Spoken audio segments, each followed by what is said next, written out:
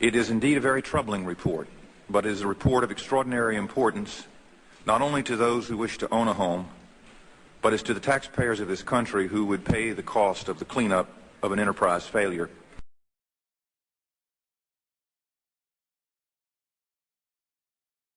The analysis makes clear that more resources must be brought to bear to ensure the highest standards of conduct are not only required, but more importantly, they are actually met.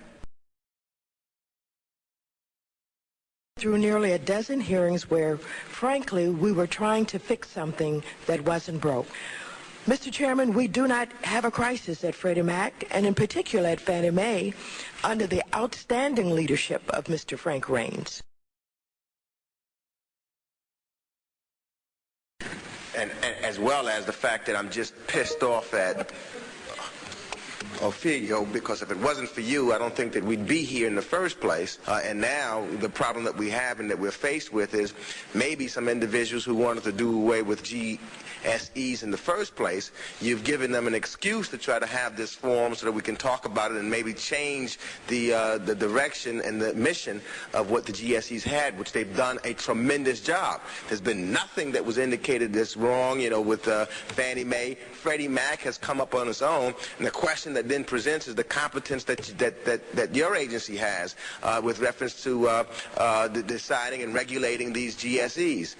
And so I wish I could sit here and say that I'm not upset with you, but I am very upset because, what you do is you give, maybe giving a reason to, as Mr. Gonzalez said, to give someone a heart surgery when they really don't need it.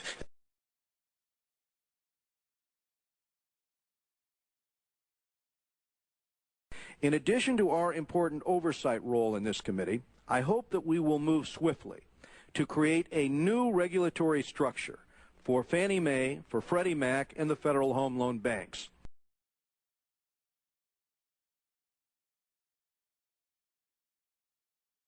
This hearing is about the political lynching of Franklin Raines.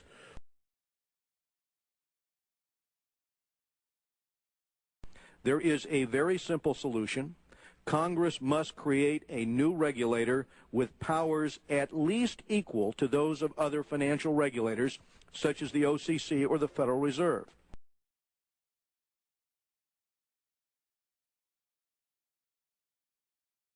What would make you, why should I have confidence? Why should anyone have confidence in you as a regulator at this point? Sorry, Congressman. Owe did not improperly apply accounting rules. Freddie Mac did. Owe did not try to manage earnings improperly. Freddie Mac did. So this isn't about the agency engaging in improper conduct. It's about Freddie Mac.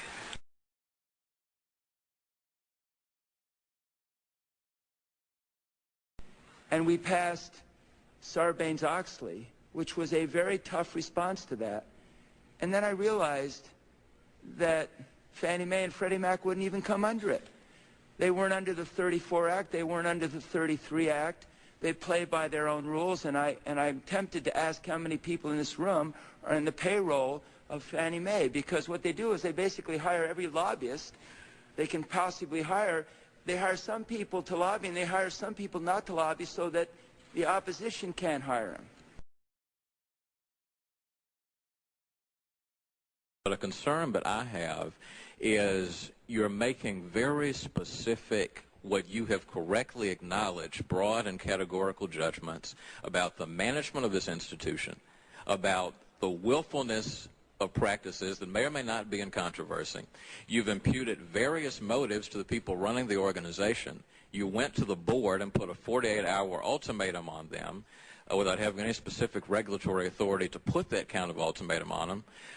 That sounds like some kind of an invisible line has been crossed. Fannie Mae has manipulated, in my judgment, Owe for years. And for Owe to finally come out with a report as strong as it is tells me that's got to be the minimum, not the maximum. Etc. You seem to be saying, well, these are in areas which could raise safety and soundness problems. I don't see anything in your report that raises safety and soundness problems.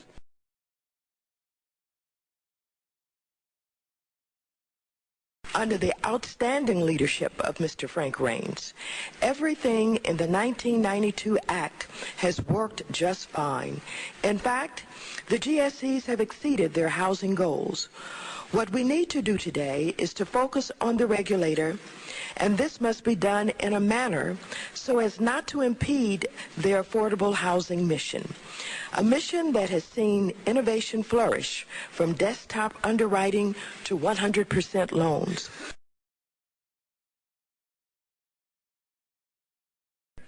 I find this to be inconsistent and a rush to judgment.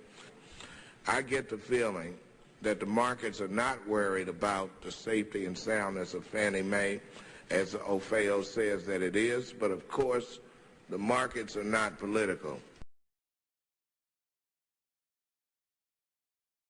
But I have seen nothing in here that suggests that the safety and soundness are at issue, and I think it serves us badly to raise safety and soundness as a kind of a general shibboleth when it does not seem to me to be an issue. Mr. Raines, $1.1 million bonus on a $526,000 salary. Jamie Gorelick, $779,000 bonus on a salary of $567,000. And this is what you stated on page 11 is nothing less than staggering. The 1998 earnings per share number turned out to be $3.23 and 9 mils.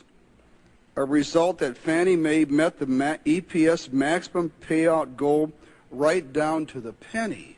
Fannie Mae understood the rules and simply chose not to follow them.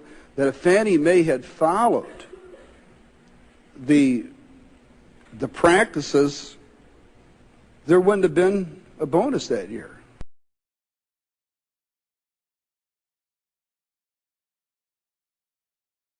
And you have about 3% of your portfolio set aside. If a bank gets below 4%, they are in deep trouble. So I just want you to explain to me why I shouldn't be satisfied with 3%. Because banks there aren't any banks who only have multifamily and single-family loans.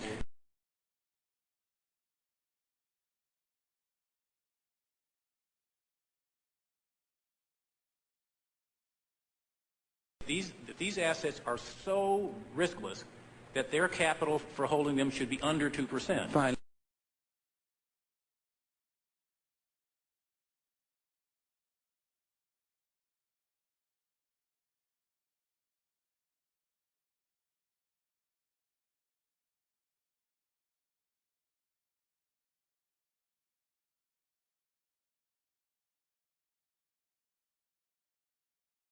I think the responsibility that the Democrats have may rest more in resisting any efforts by Republicans in the Congress or by me when I was president to put some standards and tighten up a little on Fannie Mae and Freddie Mac.